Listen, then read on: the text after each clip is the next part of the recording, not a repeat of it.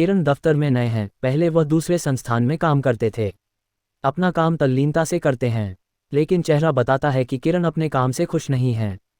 एक दिन इस बारे में पूछने पर उन्होंने कहा, जब काम में मन नहीं लगे तो चेहरा उदास हो ही जाता है। काम में मन क्यों नहीं लग रहा है?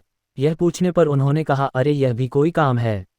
इसके बाद उन्होंने ढेर सारे तथ्यों के साथ अपने काम को महत्वहीन बताने की कोशिश की। उन्होंने यह भी कहा कि इस समय जो काम मेरे जिम्मे है उसके आधार पर दूसरे संस्थान में नौकरी भी नहीं मिलेगी। इस बात को किरण के रिपोर्टिंग मैनेजर मिस्टर कुमार को बताया गया। वह सुलझे हुए इंसान हैं। उन्होंने तरीके से किरण को समझाया कि उनका काम कैसे महत्वपूर्ण है। मिस्टर कुमार ने उनसे पूछा, किरण पहले अपने काम के बारे में बताए। किरण ने कहा, मेरा काम यह देखना है कि हमारी कंपनी के प्रोडक्ट में कहाँ कहाँ गड़बड़ी है, उसे कैसे दूर किया जा सकता था, आगे ऐसा क्या किया जाए जिससे पुरानी खामियां फिर से सामने नहीं आए। किरण की बात खत्म होते ही मिस्टर कुमार ने कहा, यह जानकर अच्छा लगा कि आपको अपने काम की अच्छी समझ है। जैसा आपने कहा है उसके अनुसार आपका काम प्रोडक्ट को कैसे बेहतर बनाया जाए और उसके निर्माण के दौरान की खामियों को दूर करने से जुड़ा है। किरण ने हाँ में सर हिलाया।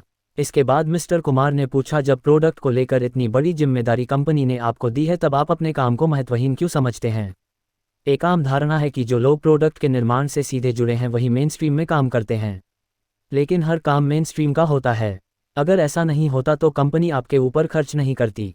कंपनी को पता है कि आपके काम का परिणाम प्रोडक्ट पर दिखेगा, इसलिए इस बात को मन से निकालिए कि आप जो काम कर रहे हैं उसकी पूछ नहीं है। ध्यान से देखेंगे तो लगेगा कि आपका काम ही सबसे महत्वपूर्ण है।